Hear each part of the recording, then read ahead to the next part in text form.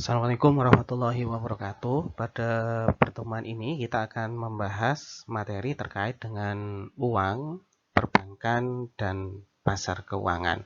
Nah, ini adalah materi pertama ketika kita akan membahas ekonomi moneter. Harapannya pada materi ini kita akan mempelajari setidaknya 5 hal. Yang pertama kita akan membahas pengertian dan fungsi dari uang itu sendiri. Kemudian syarat dan jenis uang. Kemudian yang ketiga, kita akan membahas beberapa teori terkait dengan nilai uang. Kemudian yang keempat, struktur sistem keuangan. Dan yang kelima, kita akan membahas apa itu pasar keuangan.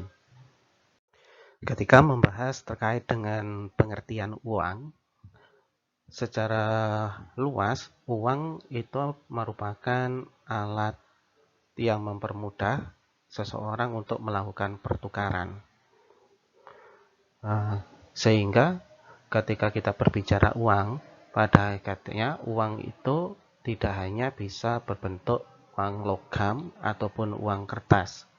Benda yang dimana nantinya kedua belah pihak itu menyepakati bisa digunakan sebagai alat tukar, maka benda tersebut bisa kita identikan sebagai uang. Salah satunya katakanlah kita ambil contoh sederhana, ketika ada beberapa pengamen datang ke kita, semisal seperti itu, ada dari kita katakanlah tidak memberikan uang kepada pengamen tersebut, tetapi katakanlah ada yang memberikan rokok ataupun makanan ataupun minuman, dan ketika pengamen itu menerima, maka secara sederhananya benda baik itu berupa rokok, makanan ataupun minuman tadi itu bisa dikategorikan sebagai uang. Nah, akan tetapi dengan berjalannya waktu kita akan menspesifikasikan pengertian uang supaya tidak terlalu umum. Nah, di sini dikatakan pengertian uang itu adalah suatu benda yang mempunyai ciri-ciri tertentu yang dapat mempermudah pertukaran dan berfungsi sebagai alat pembayaran yang sah. Nah, dari pengertian ini setidaknya kita akan mengatakan bahwa ada dua syarat utama dan minimal yang harus dipenuhi agar barang ataupun apapun itu juga yang bisa nantinya dikatakan sebagai uang. Yang pertama, benda tersebut memiliki ciri yang pertama, yaitu mempermudah pertukaran. Dan yang kedua, benda tersebut merupakan alat pembayaran yang sah. Nah, ketika berkata alat pembayaran yang sah, alat pembayaran yang sah yang dimaksud ini seperti apa? Nah, di situ dijelaskan pengertian sah di sini adalah bahwa keberadaan uang itu dijamin oleh pemerintah dan dilindungi oleh undang-undang negara. Nah, sehingga di sini kita akan lebih spesifik ketika berbicara terkait dengan uang, di mana sekarang hasil akhirnya kita akan mendapatkan pengertian bahwa uang itu adalah suatu benda di mana dia bisa digunakan untuk mempermudah pertukaran, mempermudah transaksi. Dan syarat yang kedua, alat pembayaran ini merupakan alat pembayaran yang sah. Alat pembayaran sah yang dimaksud di sini adalah di mana benda ataupun barang tersebut sudah disahkan dan dijamin oleh pemerintah serta dilindungi oleh undang-undang. Ketika dua syarat ini terpenuhi, maka sudah sewajarnya alat ataupun benda tersebut bisa dianggap sebagai uang. Kemudian di sini kita akan membahas terkait dengan fungsi asli uang. Fungsi asli uang itu setidaknya ada 3. Yang pertama adalah sebagai alat tukar, kemudian sebagai satuan hitung, dan yang ketiga adalah sebagai penyimpan nilai. Nah, di sini kita akan membahas satu persatu terkait dengan fungsi asli uang. Yang pertama adalah medium of exchange atau sebagai alat tukar. Biasanya orang akan melakukan pertukaran ketika sudah ada medianya yaitu uang, maka secara otomatis orang tersebut tidak perlu menukarkan barang dengan barang seperti zaman barter, tapi karena di sini ada uang, maka mereka cukup menukarkan uangnya dengan barang yang mereka inginkan. Nah, itu yang kita sebut sebagai fungsi asli uang sebagai alat tukar. Kemudian yang kedua adalah sebagai satuan hitung, unit of account. Di sini dikatakan uang mampu digunakan untuk menunjukkan nilai barang yang akan diperjualbelikan, besarnya kekayaan, dan besar kecilnya pinjaman. Dengan adanya uang ini, maka seseorang nanti ketika ingin membeli barang atau menjual suatu barang, maka mereka tidak akan kebingungan karena uang di sini dipakai sebagai standar untuk menentukan berapa yang harus dibayar dan berapa nominal yang harus dikeluarkan untuk membeli barang tersebut. Selain untuk kegiatan transaksi jual beli barang, ternyata di sini fungsi asli uang juga bisa untuk mengidentifikasi terkait besar kecilnya kekayaan seseorang. Sudah menjadi rahasia umum, biasanya kita mengidentifikasikan atau menyamakan antara kekayaan dengan uang. Semakin banyak uang yang kita punya, semakin besar nilai nominal uang yang kita punya, maka secara otomatis kekayaan seseorang itu juga pasti akan bertambah. Kemudian di sini juga dijelaskan dengan adanya uang kita itu bisa mengetahui berapa hutang yang nantinya harus dibayarkan. Dengan adanya fungsi asli uang yaitu sebagai satuan hitung ini, maka secara otomatis akan mempermudah aktivitas ekonomi. Kemudian, fungsi asli uang yang ketiga adalah sebagai penyimpan nilai. Di sini dikatakan uang mampu digunakan untuk menyimpan kekayaan yang digunakan di masa yang akan datang. Nah, biasanya ketika kita mendapatkan gaji ketika nanti sudah bekerja, atau mendapatkan penghasilan, atau mendapatkan kekayaan dari apa yang sudah kita lakukan, biasanya sifat dasar manusia itu tidak akan menghabiskan semuanya. Katakan kita mendapatkan gaji 3 juta, tidak saat itu juga serta-merta kita menggunakan uang 3 juta itu kita habiskan dalam satu hari. Tetapi biasanya kita akan menggunakan sesuai dengan kebutuhan kita. Nah, di sini fungsi asli uang yaitu adalah sebagai penyimpan nilai. Nah, sehingga dengan adanya uang ini, walaupun kita mendapatkan penghasilan sebanyak 3 juta, kita tidak menggunakan di hari itu juga, tetapi mampu kita saving.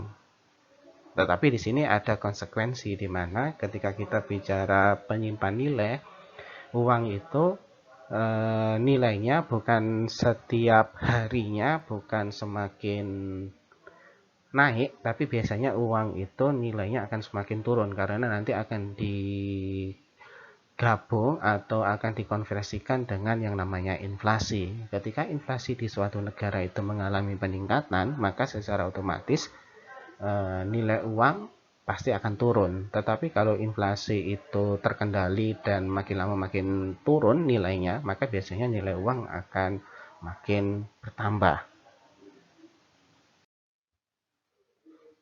Nah, kita akan lebih detail terkait pembahasan fungsi uang. Yang pertama adalah sebagai alat tukar.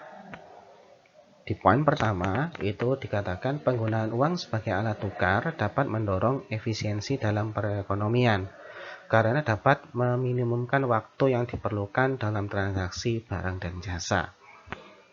Pengertiannya di sini adalah kita akan mencoba membandingkan dengan zaman sebelum kita mengenal uang, yaitu barter. Dengan adanya uang, maka beberapa biaya seperti biaya transaksi itu akan semakin terpangkas, kemudian akan semakin efisien jika dibandingkan dengan zaman barter. Kenapa? Karena ketika kita bicara di zaman barter, itu kita punya yang namanya double coincidence of wants. Artinya, kita bisa menukarkan barang yang kita punya kepada orang lain jika orang lain itu juga mempunyai keinginan terhadap barang yang akan kita tukarkan. Dan hal ini itu pasti akan menyulitkan tukar-menukar barang atau jasa atau memenuhi alat kebutuhan hidup seseorang. Tapi dengan adanya uang, maka secara otomatis permasalahan double coincidence of ones itu bisa dihilangkan. Kemudian dengan adanya uang itu biaya transaksi yang dibutuhkan itu akan jauh lebih sedikit karena kita tidak menggunakan barter. Bayangkan kalau kita masih menggunakan barter, ketika kita membutuhkan, katakanlah Anda seorang pelajar, Anda membutuhkan makanan, ya, maka kita akan bingung. Anda seorang pelajar punya ilmu yang nantinya harus ditukar kepada makanan. Siapa yang jual makanan yang butuh ilmu yang Anda pelajari? Begitu juga sebaliknya. Tentu itu akan sangat menyulitkan. Nah, tetapi dengan adanya uang, maka biaya transaksi, kemudian double coincidence of ones itu bisa dihilangkan atau diredakan. Nah, ketika dua permasalahan di atas, biaya transaksi dan double coincidence of ones itu hilang, maka secara otomatis di sini kita akan bilang uang itu akan membuat perekonomian berjalan lebih lancar dengan menurunnya biaya transaksi sehingga mendorong spesialisasi dan pembagian kerja. Artinya dengan kita beralih dari zaman barter kemudian menggunakan uang, ya, kita akan lebih terspesialisasi pada fokus keahlian kita. Nah, katakanlah Anda sebagai mahasiswa atau saya sebagai dosen yang nanti fokus kepada keilmuan, ya, ketika ingin makan saya tidak perlu bersusah payah untuk katakanlah menyiapkan makan malam saya, menyediakan sarapan saya atau makan siang saya, tapi saya cukup fokus dengan keahlian yang saya punya. Katakanlah saya ahli di bidang moneter, saya mengajar di bidang moneter, saya akan memperdalam itu, kemudian saya akan mengajar, kemudian saya akan mendapatkan penghasilan yang saya punya nantinya akan saya gunakan untuk membeli makan malam saya, sarapan, atau makan siang saya. Dengan seperti itu kita akan menjadi lebih terspesialisasi. Nah, itu yang kita artikan di sini, uang itu sebagai alat tukar atau kita sebut dengan medium of exchange. Kemudian di sini kita akan membahas bagaimana agar barang itu bisa menjadi uang. Nah, di sini akan ada 7 syarat supaya benda ataupun apapun itu juga nantinya bisa digunakan atau bisa disebut sebagai uang. Yang pertama adalah syarat untuk benda tersebut bisa menjadi uang adalah benda ini harus diterima secara umum, acceptability. Nah, jadi syarat yang pertama ini ketika benda tersebut mau dideklar menjadi uang, maka setiap orang harus mau menerima. Jika hanya ada beberapa golongan atau kelompok saja yang mau menerima bahwa benda tersebut bisa menjadi uang, maka syarat yang pertama akan gugur. Kemudian yang kedua, syarat untuk benda tersebut bisa menjadi uang adalah memiliki nilai yang tinggi. Nah, ini sudah secara otomatis mengingat uang itu adalah alat kebutuhan yang vital bagi segala macam bentuk transaksi, maka nilai dari uang itu harus tinggi. Kemudian harus tahan lama atau durability. Jadi benda yang ingin digunakan menjadi uang, dia harus memiliki ketahanan dalam bentuk fisik yang cukup lama dan tidak mudah rusak. Ketika barang tersebut menjadi mudah rusak, tentu saja kegiatan transaksi itu pasti akan mengalami kesulitan. Sehingga diharapkan untuk menjadi uang, maka barang atau benda yang ingin digunakan nanti harus sifatnya adalah tahan lama. Kemudian di sini syarat yang keempat adalah untuk membuat suatu benda bisa menjadi uang, maka kualitasnya harus cenderung sama. Mengingat katakanlah semua aktivitas perekonomian itu setiap waktu bertambah begitu cepat. Ketika aktivitas perekonomian bertambah begitu cepat, semakin banyak transaksi yang terjadi, tentu saja uang yang dibutuhkan juga akan semakin banyak. Ketika jumlah uang yang dibutuhkan semakin banyak, salah satu syarat yang harus didapatkan agar benda tersebut bisa menjadi uang adalah untuk penciptaan uang ke-1 sampai kesekian kalinya, ya, kualitasnya harus sama. Tidak ada pembeda antara cetakan pertama, kedua, ketiga, sampai terakhir. Jadi diharapkan di sini setiap mencetak uang untuk pertama kali sampai uang yang dicetak sampai saat ini, kualitasnya harus sama, uniformity. Kemudian yang kelima, syarat untuk menjadi uang adalah jumlahnya banyak dan tidak mudah dipalsukan. Nah, ini adalah syarat yang kelima, di mana sebenarnya sebelum mengenal uang kertas ataupun uang logam, kita dulu punya yang namanya uang emas sama uang perak. Nah, permasalahannya kenapa uang emas dan uang perak salah satunya kenapa tidak kita gunakan sampai saat ini? Ya karena dilihat dari jumlah emas dan perak dirasa kurang begitu mengcover aktivitas perekonomian yang semakin lama semakin padat dan banyak. Sehingga emas dan perak agak sangat sulit ketika pada zaman modern ini kita gunakan sebagai uang. Tetapi di syarat yang kedua mungkin bisa karena emas dan perak tidak mudah dipalsukan. Jadi syarat yang kelima, jika benda tersebut ingin digunakan sebagai uang, maka jumlahnya memang harus banyak dalam artian bisa mengcover semua aktivitas perekonomian yang terjadi dan tidak mudah dipalsukan.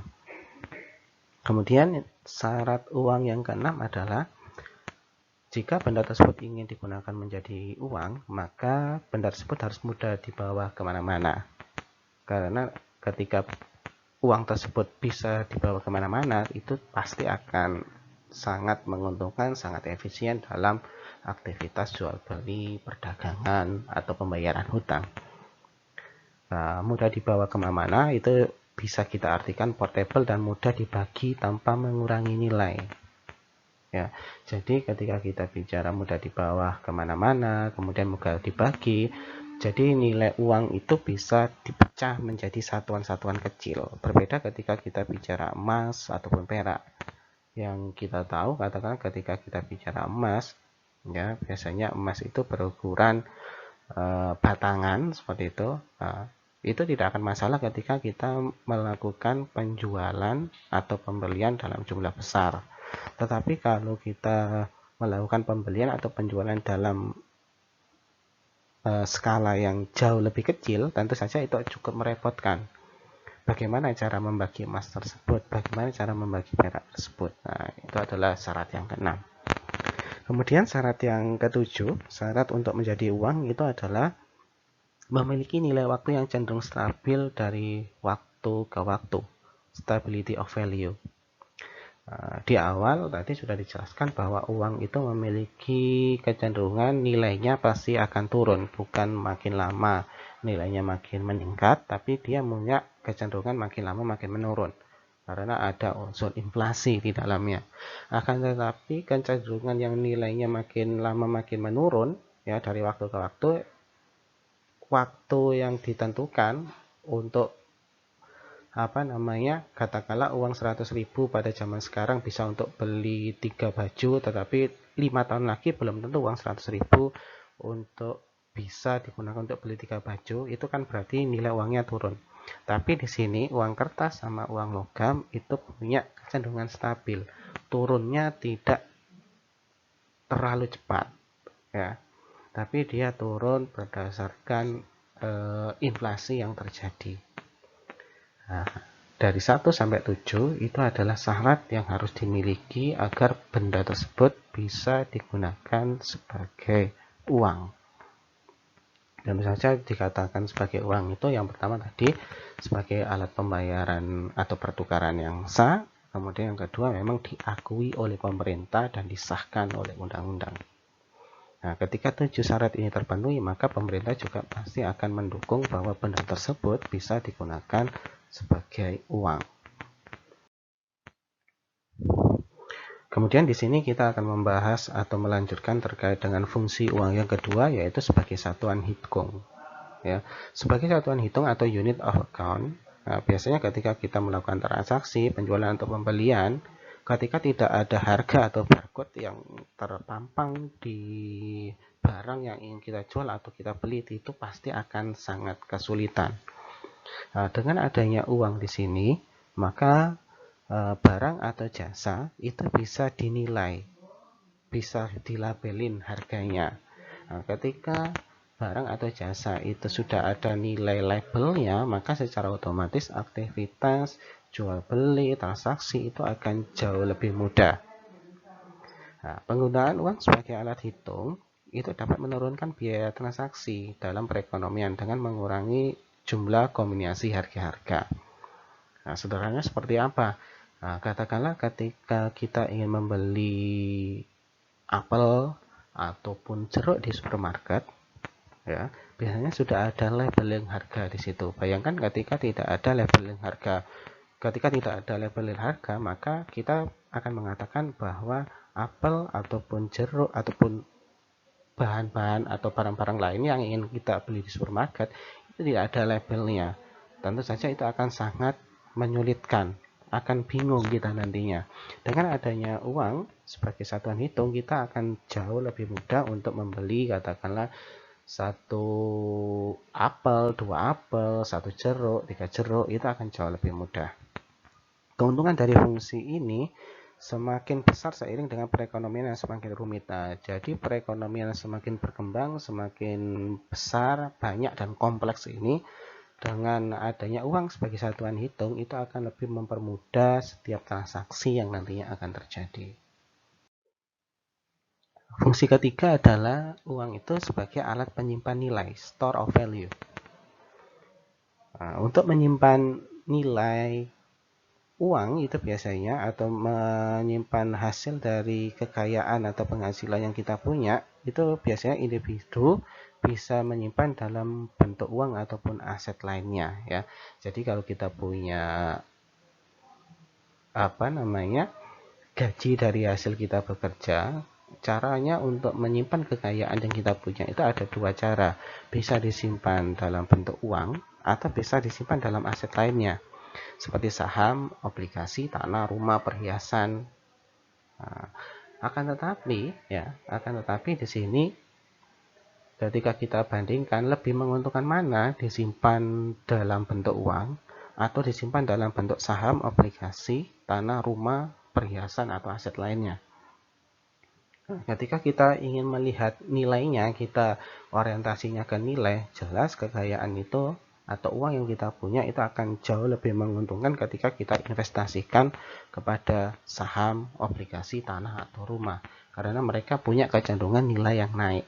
Berbeda ketika kita punya kekayaan, kita punya hasil kerja kita berupa gaji, itu kita rupakan atau kita wujudkan dalam bentuk uang, di mana kecenderungannya nilai uang itu pasti akan turun.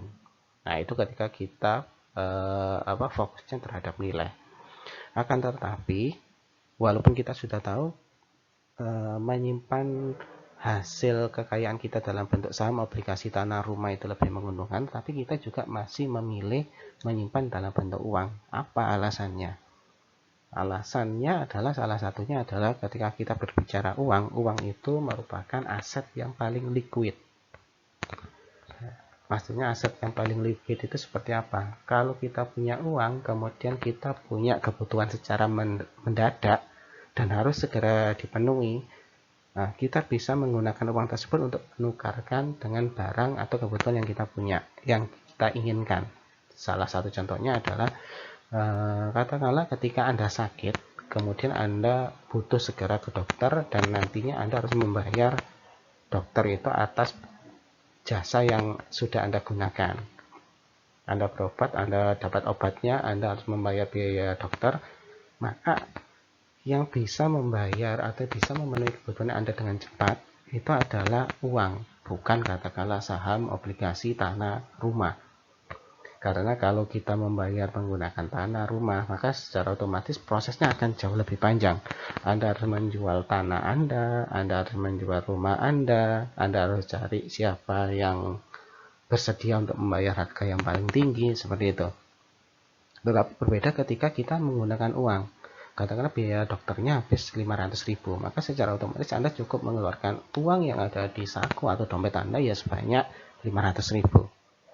Nah, oleh sebab itu, sekarang sudah mulai tergambarkan bahwa kekayaan atau gaji yang kita punya itu bisa disimpan pakai uang ataupun aset lainnya. Tergantung orientasi kita ke depannya. Kalau kita fokusnya terhadap nilai dan mengharap keuntungan, maka biasanya kita akan menyimpan ke saham, obligasi, tanah, atau rumah. Tetapi kalau kita menginginkan terhadap aset-aset yang sifatnya liquid, karena katakanlah Anda takut tiba-tiba ada kebutuhan mendesak dan Anda harus segera membeli atau Anda harus segera membayar kebutuhan tersebut, maka simpanlah gaji atau kekayaan yang Anda punya itu pakai uang. Nah, itu sebabnya kenapa walaupun nilai uang itu turun, orang masih masih suka untuk memegang asetnya atau kekayaannya dalam bentuk uang, karena tadi dikhawatirkan ada kebutuhan yang mendesak sehingga harus segera terpenuhi.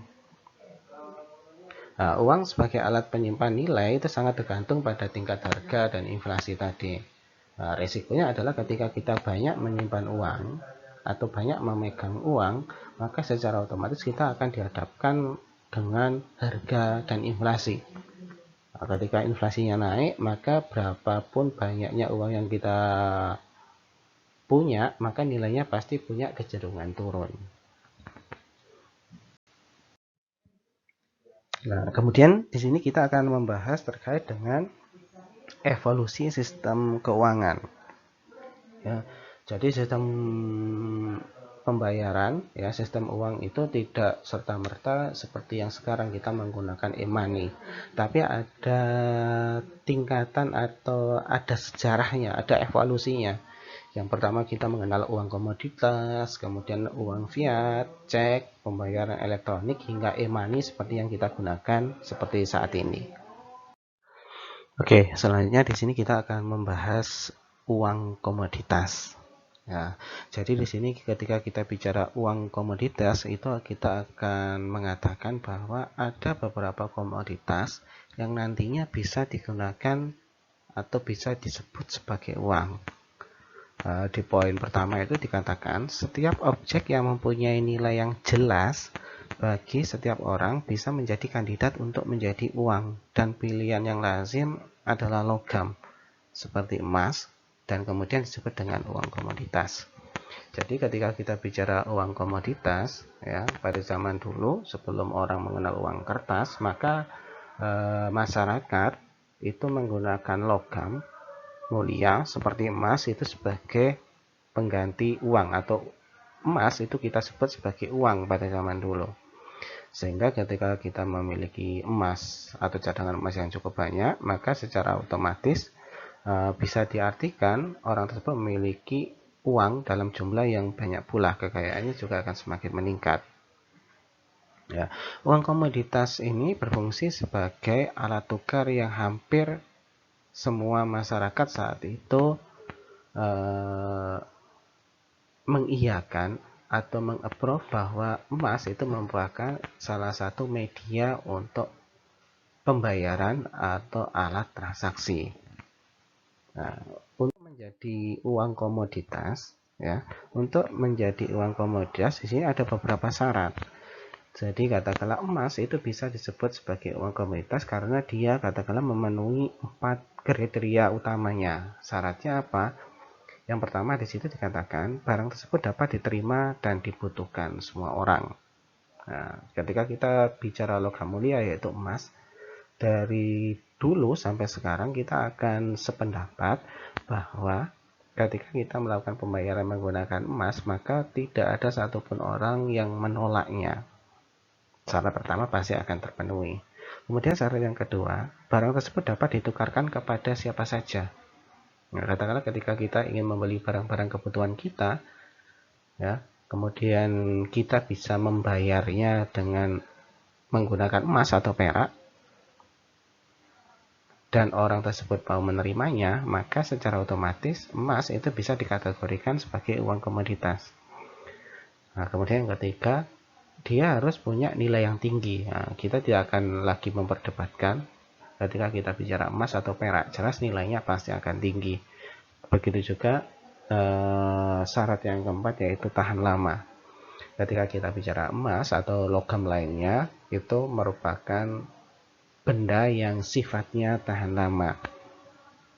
Ya, tapi seiring dengan berjalannya waktu, ternyata penggunaan uang komoditas ini berkurang, bahkan berturun drastis semenjak orang mengenal katakanlah uang kertas, pembayaran elektronik ataupun e-money. Ada beberapa permasalahan yang menyebabkan kenapa uang komoditas ini tidak digunakan lagi seperti zaman dulu, tidak eksis seperti zaman dulu. Yang pertama itu dikatakan uang komoditas itu sukar disimpan, karena katakanlah emas itu bentuknya bisa batangan. Maka ketika seseorang itu katakanlah dia semakin hari bertambah asetnya, kekayaannya, maka secara otomatis emas yang dia punya juga akan semakin banyak. Dengan semakin banyaknya emas, itu akan sulit kita untuk menyimpan.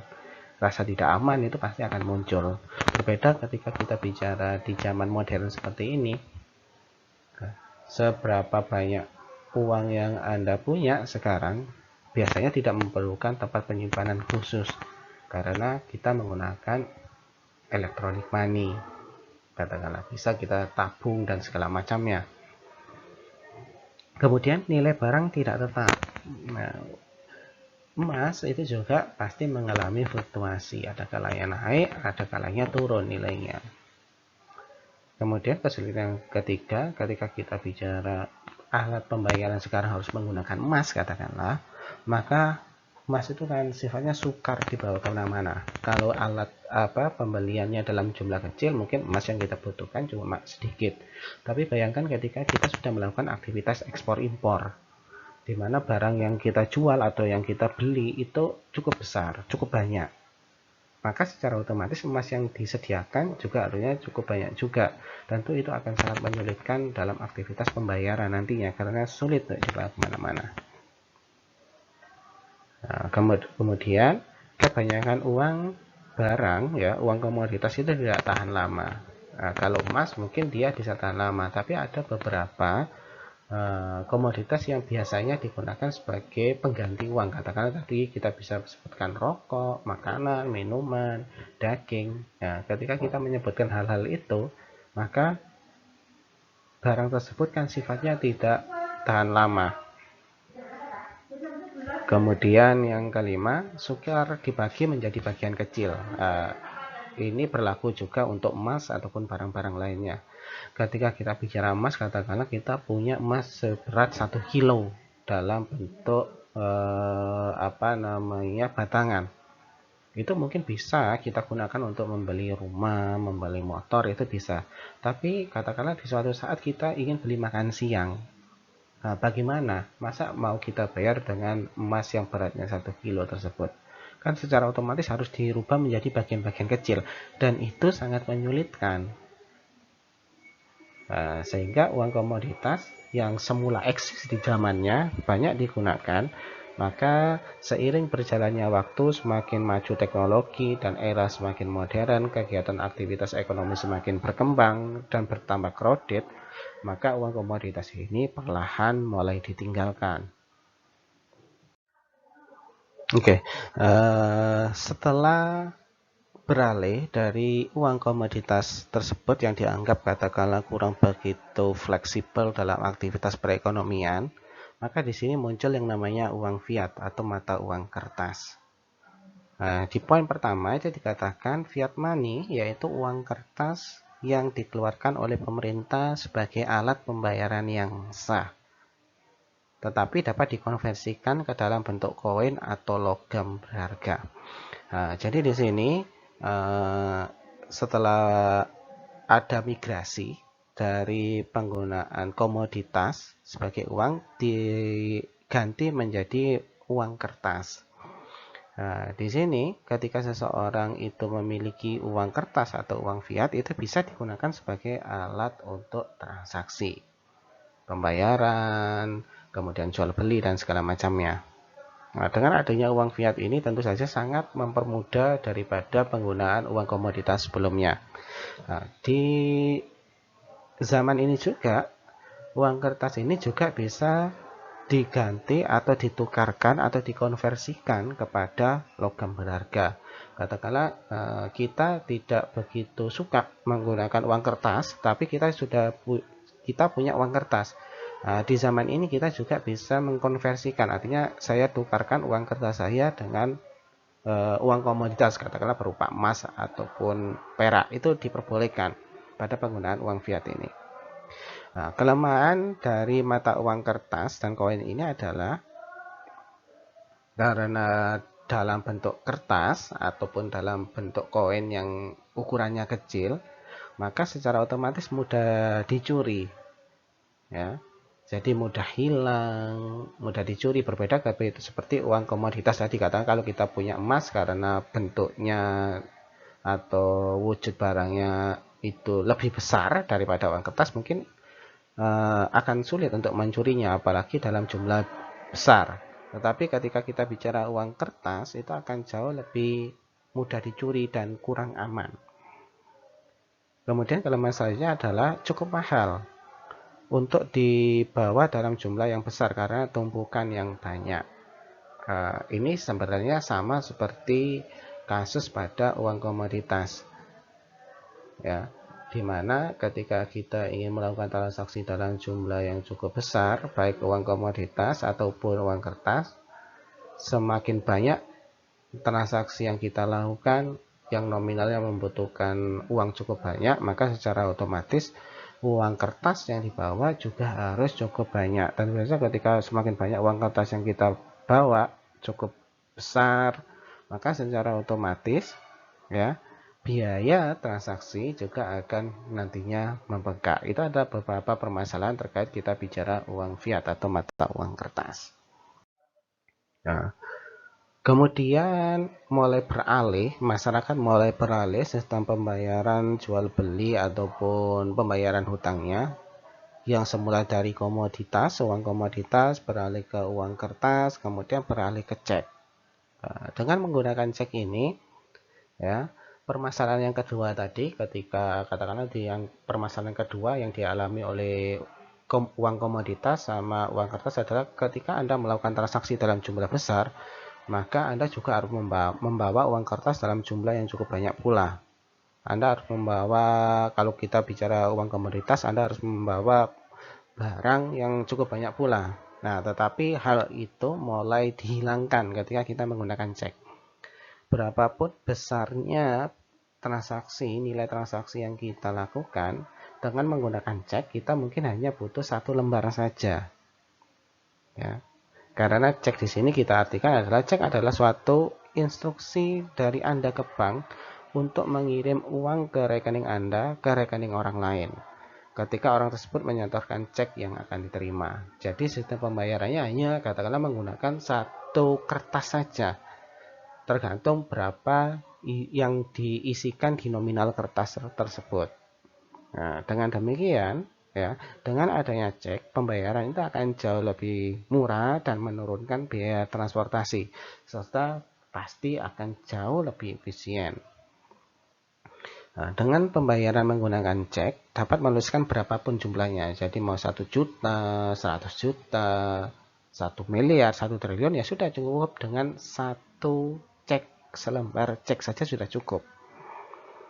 Nah, tetapi, ya, setiap sistem pembayaran itu tentu pasti akan ada beberapa permasalahan. Begitu juga dengan penggunaan cek. Permasalahannya apa? Dibutuhkan waktu untuk mendapatkan cek dari satu tempat ke tempat lain. Ya. Kemudian terdapat biaya administrasi yang cukup tinggi dalam proses pembayaran menggunakan cek. Ya, jadi secara otomatis untuk mendapatkan satu lembar cek tersebut itu dibutuhkan waktu. Nah, secara otomatis ketika pembayaran pembelian atau penjualan atau pembayaran hutang dilakukan tidak serta-merta saat itu juga uangnya bisa sampai, tapi ada waktunya karena harus mengkonfirmasi antara bank satu dengan bank lain, kemudian harus membawa ceknya dan segala macamnya. Itu adalah kelemahannya ketika kita menggunakan cek. Nah, kemudian kelemahan-kelemahan itu tadi mulai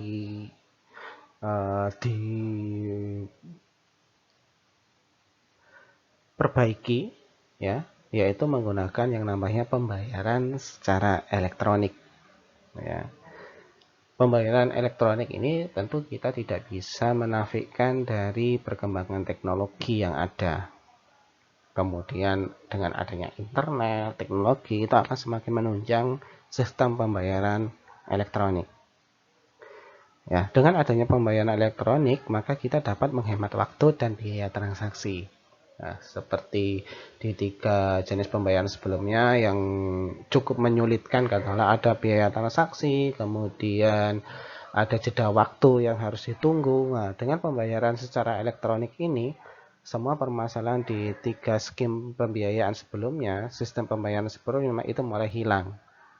Ya, karena di sini fokusnya adalah pembayaran elektronik itu bisa berkembang hanya ada 2 sumbernya. Yang pertama, teknologi yang semakin tinggi, kemudian adanya akses internet. Ketika 2 alat ini sudah terpenuhi, maka secara otomatis pembayaran secara elektronik akan jauh lebih bagus daripada sistem pembayaran sebelumnya. Kemudian zaman modern seperti sekarang kita mengenal dengan yang namanya pembayaran e-money.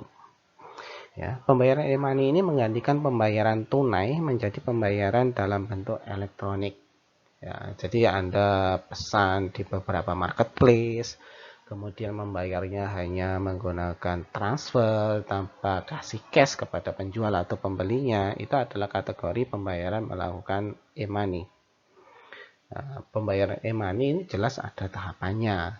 Tahapan orang mengenal pembayaran e-money pertama itu adalah pembayaran melalui kartu debit itu. Ketika kita punya kartu debit, ya, selama di situ ada mesin edisi atau mesin ATM-nya dan saldo kita memenuhi untuk melakukan pembelian tersebut, ya sudah kita bisa melakukan aktivitas jual beli, pembayaran hutang menggunakan kartu debit tersebut. Nah, kemudian setelah kartu debit mulai berkembang lagi menggunakan smart card. Ya, biasanya smart card itu adalah berisikan chip yang biasanya nanti terkoneksi langsung dengan gawai atau smartphone yang Anda punya. Kemudian berkembang lagi menjadi katakanlah e-cash, ya, yang digunakan melalui internet untuk membeli barang dan jasa. Katakanlah Anda menggunakan beberapa platform keuangan, katakanlah seperti Dana, Flip dan segala macamnya. Itu adalah e-money.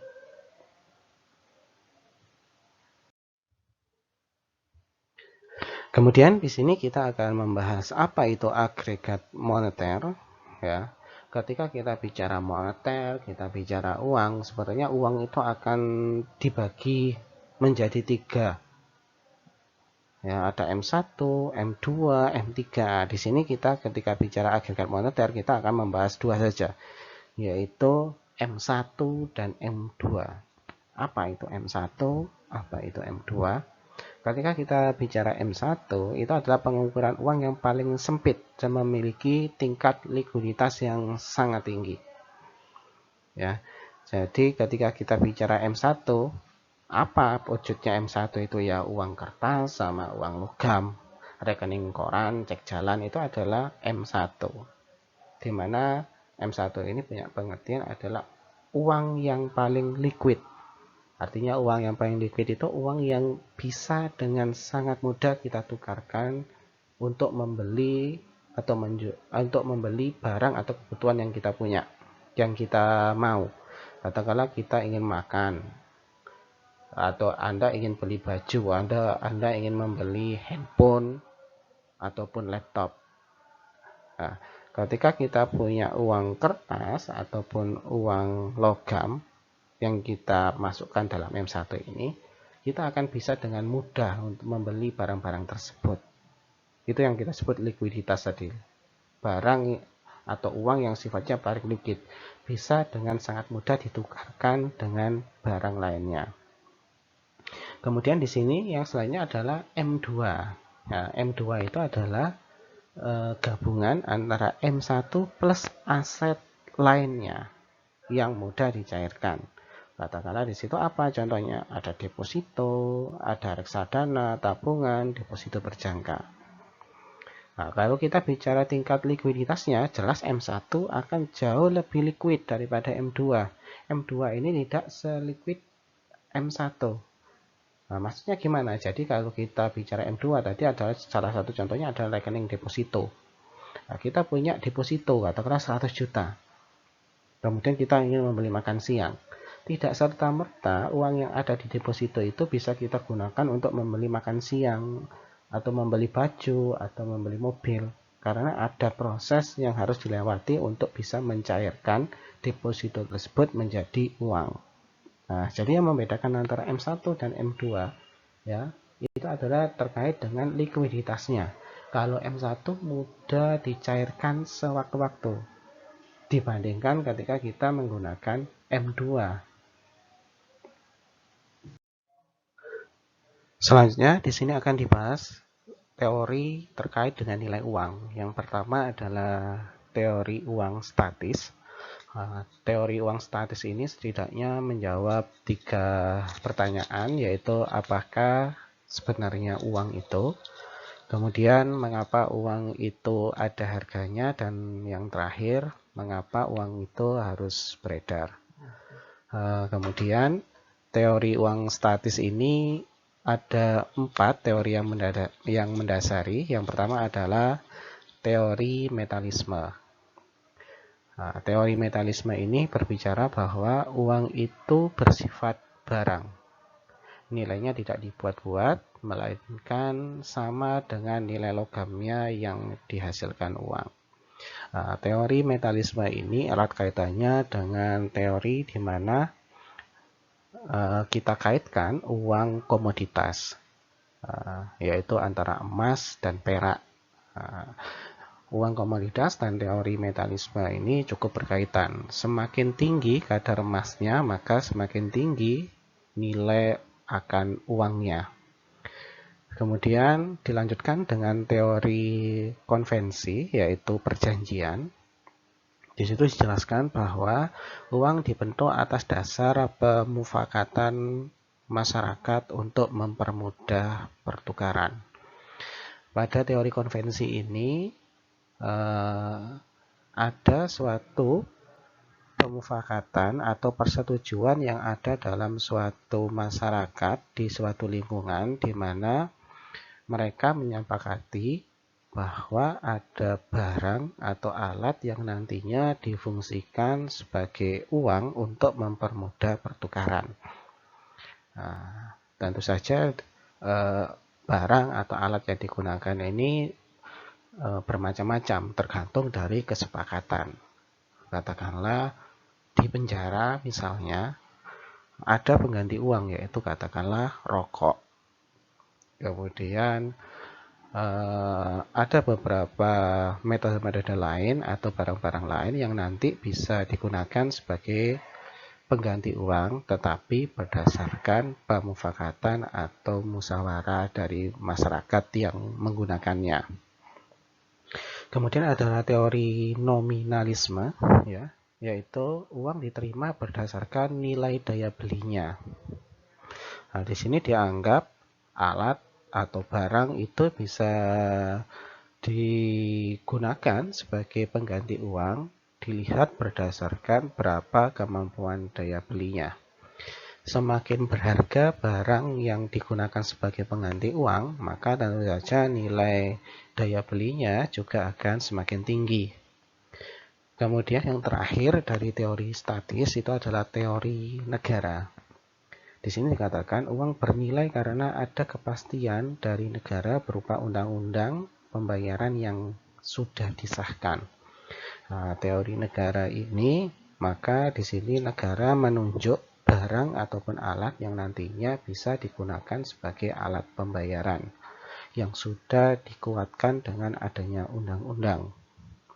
Maka katakanlah ketika sebuah negara menunjuk katakanlah uang kertas dari bahan tertentu sebagai media alat pembayaran pengganti atau sebagai media pembayaran uang, maka secara otomatis masyarakat yang berada di negara tersebut harus mengakui bahwa barang tersebut bisa digunakan sebagai uang karena sudah ditetapkan oleh pemerintah.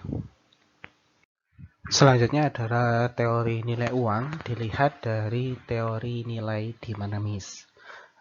Teori nilai dinamis ini adalah teori yang mempersoalkan sebab terjadinya perubahan dalam uang.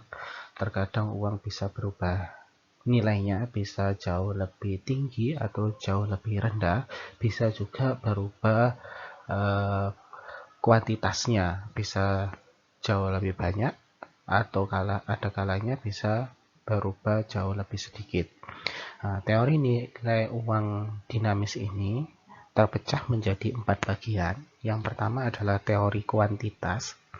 Teori kuantitas ini membahas terkait dengan kuat lemahnya nilai uang itu sangat tergantung dari jumlah uang yang beredar. Semakin banyak jumlah uang yang beredar, maka sebenarnya nilai uang jika dilihat dari sudut pandang permintaan berarti akan semakin banyak yang meminta. Berarti ketika dilihat dari sudut pandang permintaan itu akan semakin kuat. Itu ketika kita bicara terkait dengan teori kuantitas.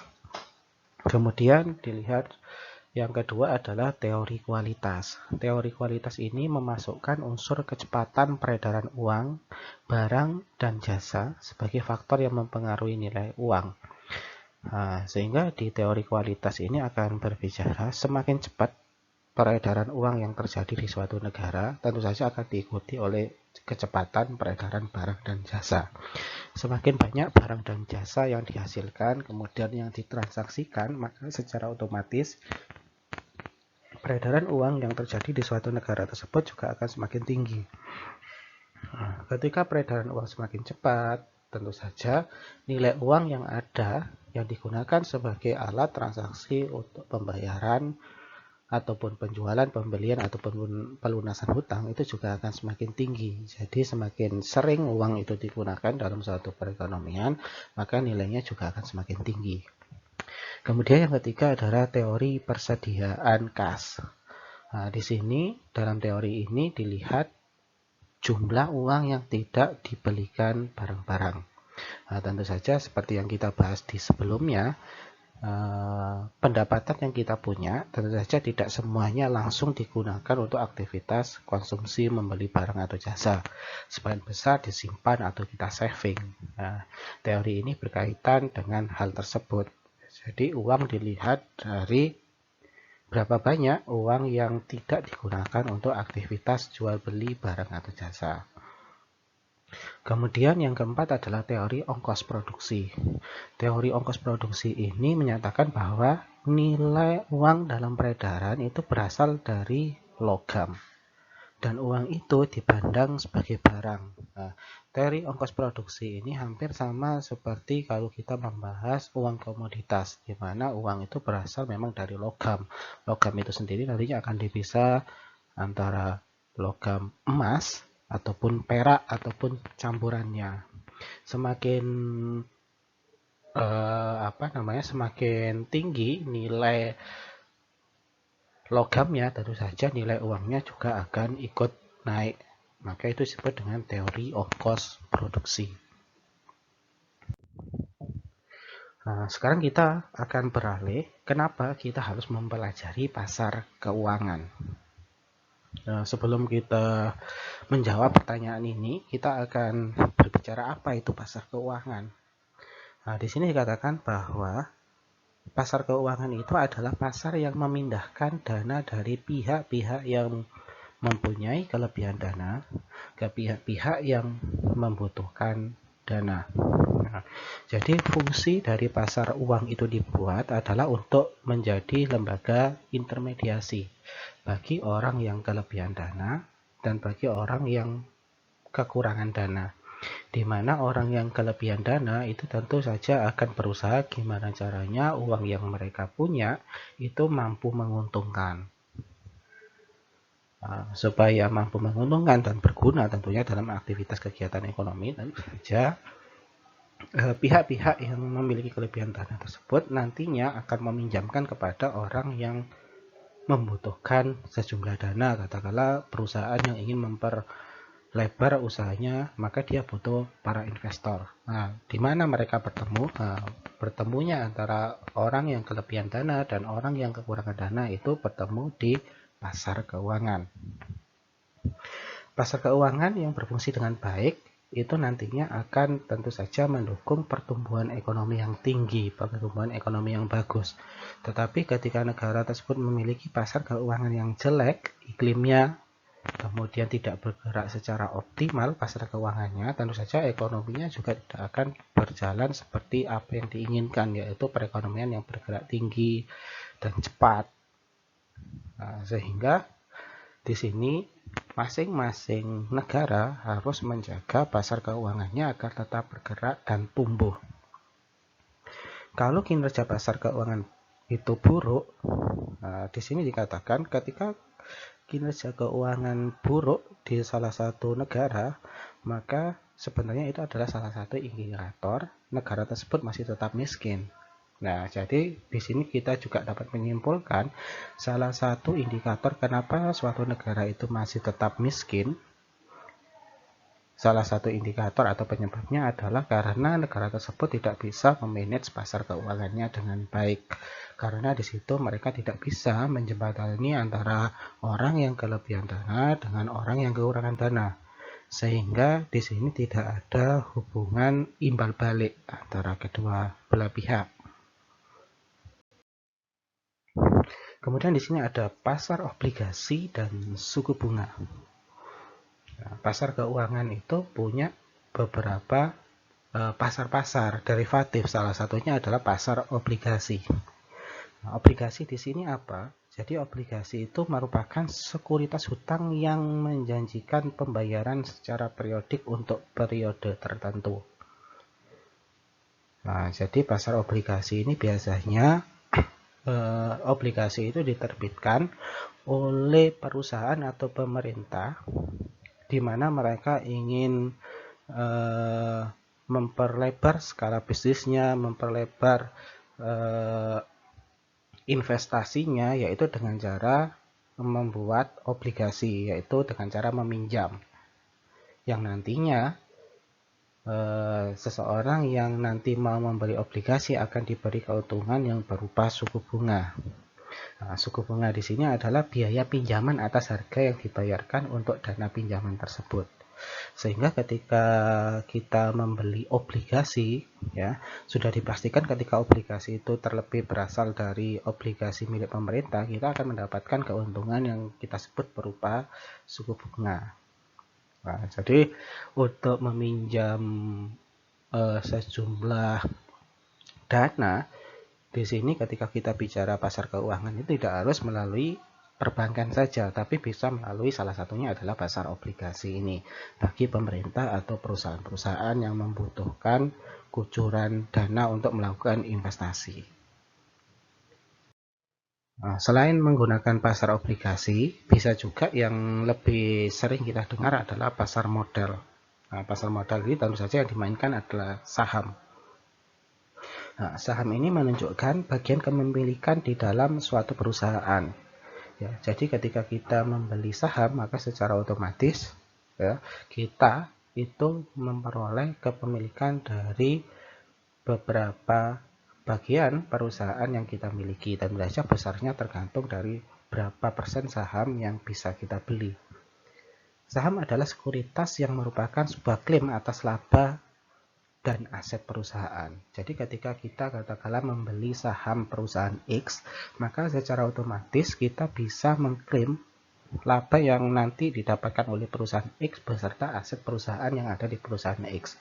Tentu saja besarnya klaim ini tergantung dari berapa persen kita membeli saham perusahaan X tersebut. Menerbitkan atau menjual saham kepada pabrik itu merupakan cara bagi perusahaan untuk membiayai kegiatannya. Nah, jadi perusahaan itu punya beberapa alternatif pembiayaan selain meminjam uang di perbankan seperti yang biasa kita lakukan ketika membutuhkan